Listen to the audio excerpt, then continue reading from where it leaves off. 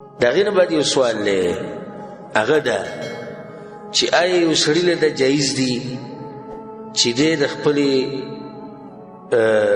مامی سره یا د چاچی سره واده وکړي وروسته دینه چې ترې مړ شي یا ماما مړ شي؟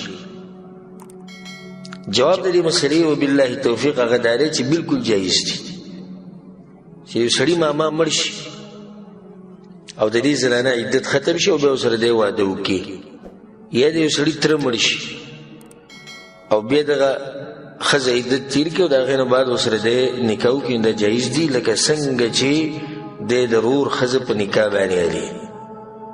د دې بعضو خلکو دا ګمان دی چې د ماما ښځه د تره ښځه د دوی مسله بل شان ده او د ورور د ښځې مسله بل شان ده. دا ټول اجنبیات دي. اجنبیات یعنی د هغوی دپاره محرم نه دی.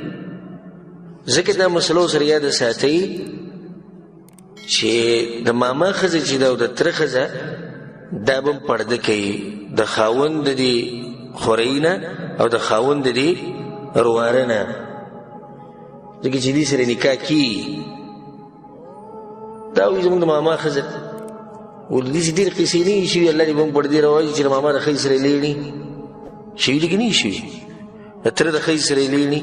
تره یې وجلی هم دی دې دپاره، ماما یې وجلی هم دی دې ښځې دپاره، او چې کله د الله سبحانه تعالی په شریعت باندې عمل نه کېدو نو دا جاهل ورته جوړېږي. د الله سبحانه تعالی په شریعت کې خیر او خیر دی. دا بس زموږ د پښتانه وایي بس د چا زړه خراب وي هغه دا خبرې کوي. څه شي زړه خراب وي؟ زړه مه خرابوه چې څه کوې کوه دغه قصې دې جوړېږي.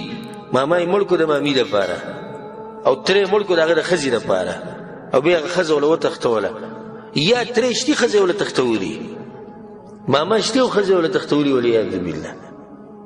د یو بل سره دوی لیڼ روان او دوی نه دوی ته پردې مه وایه دا خو چې د چا زړه پاک کېږي بس هغه به هر څه کوي.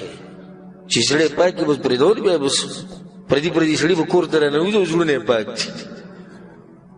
ولې الله سبحانه وتعالی دا پردې دا مسله موږ ته ښولې؟ د دې دپاره نه چې زړه پاک ته کې زړه څښایې، د دې دپاره چې زموږ د شریعت او د معاشرې زموږ د معاشرې او زموږ د قوم او زموږ د مسلمانانو او زموږ د ملکونو او زموږ د علاقو حفاظت وشي. په دې کې خیر دی. یو سړی د خپل ماما د ښځې سره میلاویږي، دوا سلام څنګه یې ښې، هېڅ خبره ده، حدودو کې دننه. او نه چې دی یوازې ځي کور ته ولته پروت دی او په مخه تګ راتګ او ماما یې نشتي او یا شتي خو هلته چې ته مصروفه دی یا د تره کور ته په مخه ورمات دی او دې څه جواز شو؟ ولې دا مسله د بعضو په زړونو کې دا دی چې د ماما ښځه او د تره ښځه د دوی بل شان مسله ده او د رور د ښځې بل شان. ښه رور ډېر نږدې دی که ماما ډېر نږدې رور؟ نو چې د رور د ښځې سره نکاح کېږي د هغه د مرګ نه بعد د ماما د ښځې سره ولې نه کېږي او د تره د ښځې سره ولې نه کېږي؟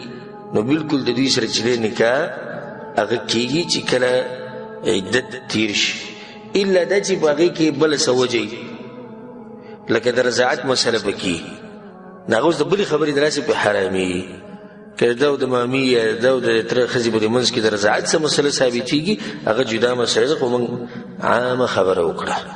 والله اعلم.